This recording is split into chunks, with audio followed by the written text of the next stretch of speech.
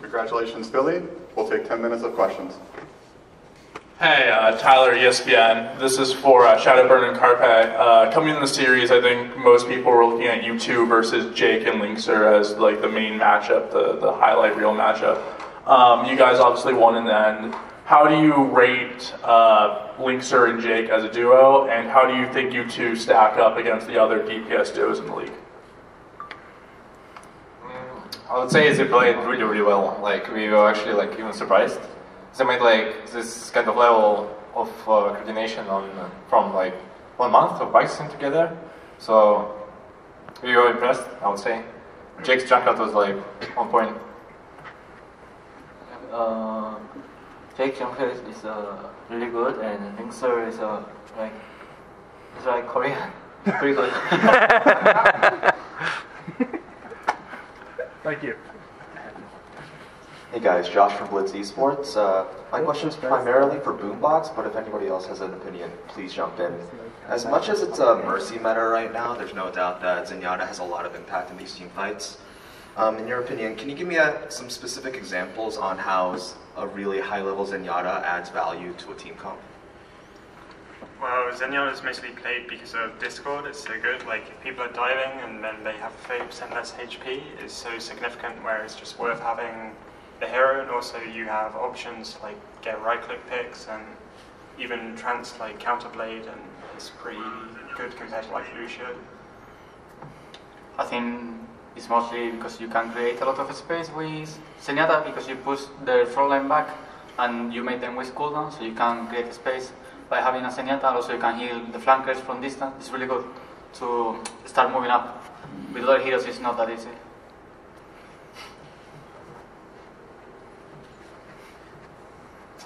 Nathan with Double Tap. So obviously you guys got to miss the preseason. What did it feel like now to finally be on stage, and was there any first day jitters? Okay, so we were a bit sad, of course, to miss the preseason. We missed the experience. Of course, we weren't here to practice together, so we only had like a few days practice with Carpe especially. So we still have some problems that we need to fix, build some synergy. On the stage, I don't know about the stage fright, at least I don't have any. I don't know about other guys. I guess not, no? We're all professionals, yeah, killers, sure, yeah.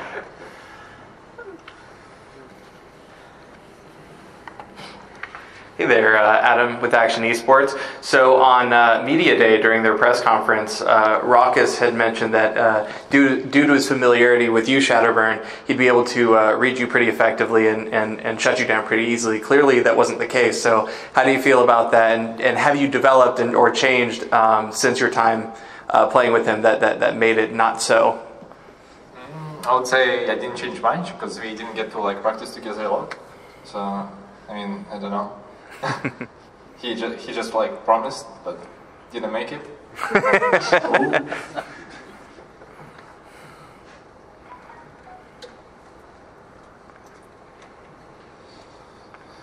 Hi, this is Frito from Your Overwatch. This question's for Neptuno. I know a lot of people are going to be talking about those Mercy frags, but what I want to know is if you remember or even noticed in the chaos that this happened on, I believe it was second round of Oasis. You dropped a sound barrier when Shadowburn had 5 HP with Muma chasing after him and saved his life and ended up finishing out the round. Either walk me through your decision-making process and what you're reading in order to time a sound barrier as perfect as that, or just in general, what you're looking for. Most of the times I don't want to waste my barrier when everyone is full HP already, because there's no point, or like we are not committing. So I just was waiting for the enemy team to use some cooldowns or my team to be in trouble. And as soon as I felt like people was getting in trouble and Shadowburn was getting low, I just pressed Q. Like, I just want to make sure we get some value from my ultimate. I don't want to waste it. So I saw they were using cooldowns to kill him. I just used my barrier and we won the fight, I think. That's all. Tyler from ESPN again. This is for Boombox. You were one of the only Team UK players to actually make it into the Overwatch League, and now that you've actually performed and debuted and actually won, what do you want to say to all your former Team UK teammates that you were so close to at the World Cup, and everyone in the UK that's supporting you from home? Well, I hope more UK players can get into Overwatch League. Maybe in mid-season signings they get picked up because some of them are really good players. And I think it's a good step for the UK esports scene where we're not really ever represented anyway. So it's nice to be able to win a game at the highest level. Hey guys, Sharon from Blitz. The Philly Twitter has really embraced the idea of pedomgenated. What does pedomgenated mean to you? I mean, you know what that means? Yeah. We messed up a tweet a long time ago, and instead of dominated, we wrote that wrong, so we decided to use it like a meme. We turned the meme into our, I don't know, something to say about the team. We felt like it was like there's something to do because we didn't know how to name people on Discord, so we named it Dominate. I don't know, it was kind of weird. It was Boombox idea, I think.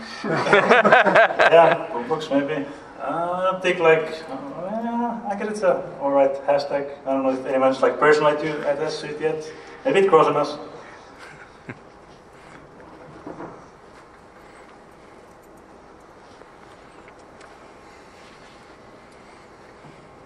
It's Frida from Overwatch again. This question is for Fragi.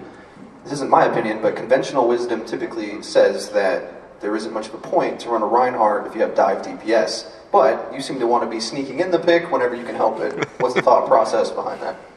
Well, I think I only had Reinhardt with dive DPS on Icon, right? Yeah, on Icon. I think I wanted to give my Urge there on the second point. On first point, we usually we like to run Reinhardt defense, so that's what I did. It's mostly was just my playstyle with it, so it can work on maybe unconventional spots and stuff like that. So yeah, it's mostly about having good playstyle with it, and it can work pretty well.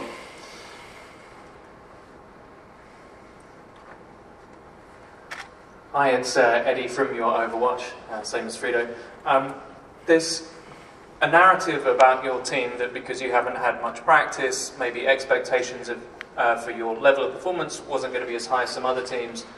I just wondered how much internally as pro players, whether that figures into your thinking or if actually because of a lack of expectations about you, it allows you to play with much more freedom and less pressure than other teams. And also, is there a slight advantage in other teams not being able to anti-strat you as much because of that? And if that is true, will that change later during the season when there is more tape-of-view for other teams to analyze?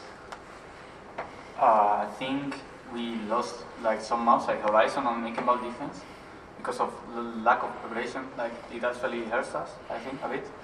And I think we are overall better players. So we knew that, so we were pretty confident in ourselves. So we just played a standard game with the synergy between the DPS duo and also Fragi get used to them really easy in 2 days, I think. So I think we can get much better. So now it's only we expected to win even 3-1. We didn't expect to lose Icon Ball, but we knew our Horizon was really bad because we didn't have time to prepare it, and people is running Orisa and stuff we never played against. It's kind of weird.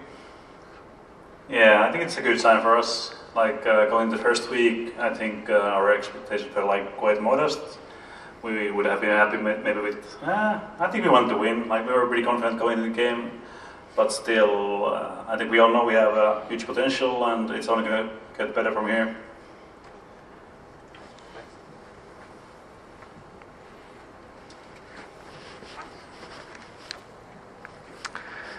Hey there, Adam with Akshon Esports again.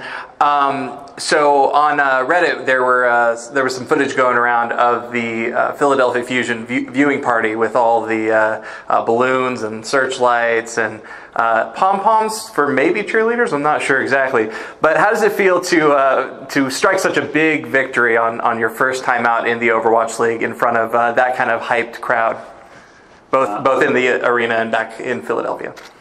Yeah, I was really surprised there was such a big interest back in Philly. Of course, I'm really happy for that. Happy we won for them.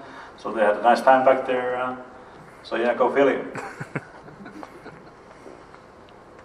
We'll take one more question. Okay, thank you, Philly.